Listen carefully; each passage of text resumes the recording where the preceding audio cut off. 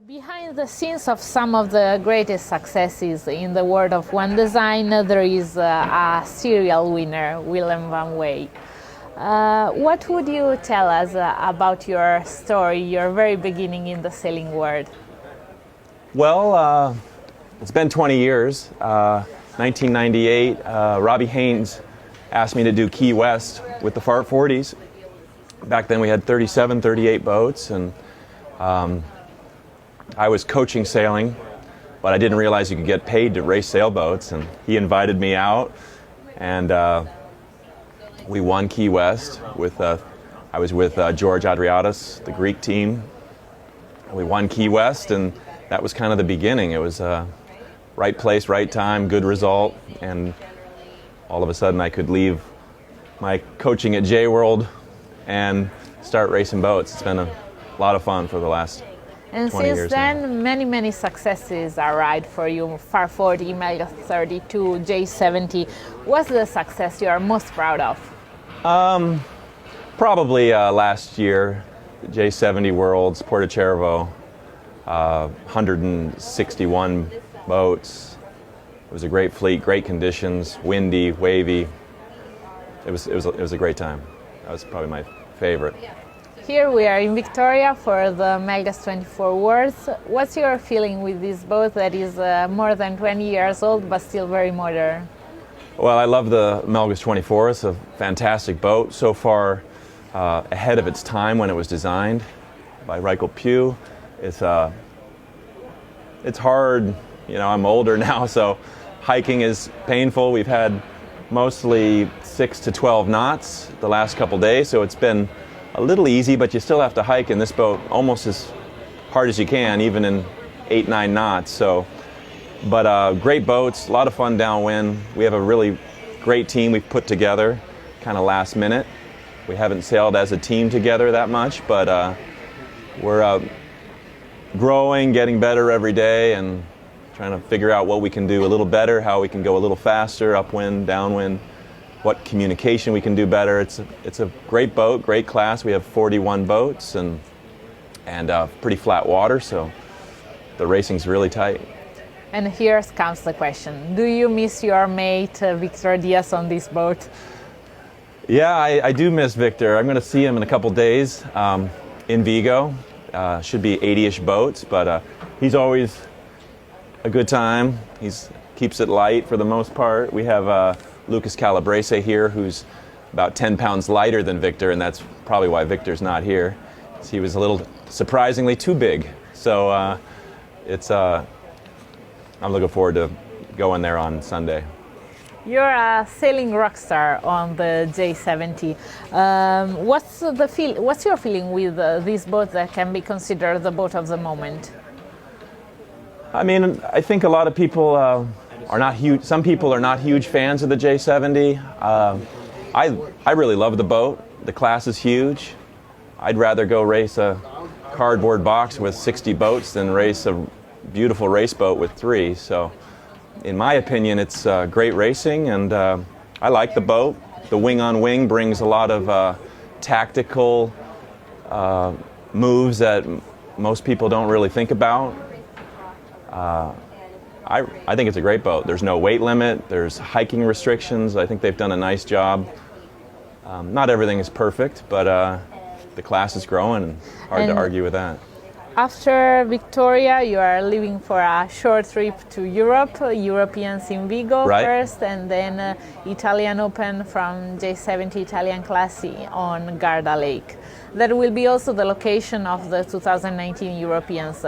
Do you know the race course of Garda Lake that is one of the most peculiar? Right. Surprisingly, no. I've been invited like 10 times to Garda, and every time I have a conflict. So this kind of came up, and I'm stoked to go racing Garda. I hear how beautiful it is all the time. I've never been. So. And the J70 season is gonna come to an end with the Worlds in Marblehead. You said you know pretty well that race course. There are some secrets that you wanna tell us? I wish I knew more secrets of Marblehead. I've done about 10 days of racing there. I did the Viper North Americans there with 50 boats, and it blew 25 knots the whole time with huge swell. So it could be like that, or it could be 6 to 12 with a lot of current and difficult. So Judd Smith's the guy. Would you tell us a secret to trim the sails or to tune the J70 for all the new crews that are entering the class right now? Should I say my email? I'm happy to help out. My email is Vanway Sailing, VANWAAY Sailing @gmail. If you have any personal questions about the J70, I'm happy to help out. I work for Doyle Sails, but regardless, I know most of the tuning guides. I can probably help you out. A little secret on the boat, I would say one of the biggest tricks, downwind is maybe my best angle, and the trick on the J70 is to sail the boat very flat with equal weight on both sides. If you have too many people on the weather side, you constantly sail too high. And a lot of people coming out of a J24 or other boats like that tend to sail with too much weather weight, and in displacement you're constantly sailing high, which is a slow, painful loss. Lately in J70 events we've seen many crews sailing downwind, wing on wing. What's your feeling about this way to drive the boat? Well, it's an art for sure. It takes a lot of practice. There's different theories: tack line off, pole in, spinnaker halyard off. We like to sail with all of it tight, so if we change maneuvers, we don't have to adjust the pole or the halyard. It's an art, and it takes a lot of practice and discipline, and some people say, oh, this is ridiculous, we're sailing a sport boat, wing on wing. So a sport boat's supposed to go fast and plain like a Melgus 24 does in almost any wind. But the J70, you can use it tactically for so many ways. Sometimes a puff goes to leeward of you, and in a Melgus 24 you do a full jibe and you get in that puff for a short period of time. But in a J70 you can go to wing and stay in that puff for a very long time. So embrace the pain is what I would say. Yes, it's painful, it's a little strange, but if you want to race the J70, the trick is to enjoy it. Try to make the best of it, and that's what I do. And it's hard on my back, and you're leaning over the lifeline, holding this sheet, trying to pump on the waves, and it's difficult. But hating it's not going to help. So I just try to pass boats all the time and stay positive and keep fighting, and that's the trick with the wing. Very last question: as a pro sailor, what do you still want to achieve? What's your dream?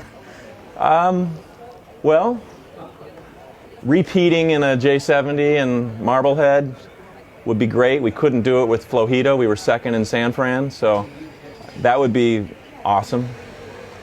That's a really tough thing to pull off. You have a lot of people tacking on you. You're a favorite, and it's tricky and tough and in a difficult venue.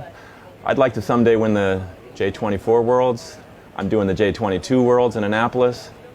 I'm trying to win the Viper Worlds, which is next year. I'm going to do that in LA. So those are some classes I'd like to. The big one design classes is what I'd like to continue being good at, and we'll see what happens. I'm getting older, 45 tomorrow, so hopefully we can have. Steve Hunt had some birthday luck on the first day, and it's my birthday tomorrow, so tomorrow we'll have 3 races. Last year was at the Europeans we were in England in Cowes, and we got a 1-1-4-1 on my birthday, so we'll see what happens. Keep going. Thank you from Zerogradinord, and we wait for you in Italy. All right, thanks very much.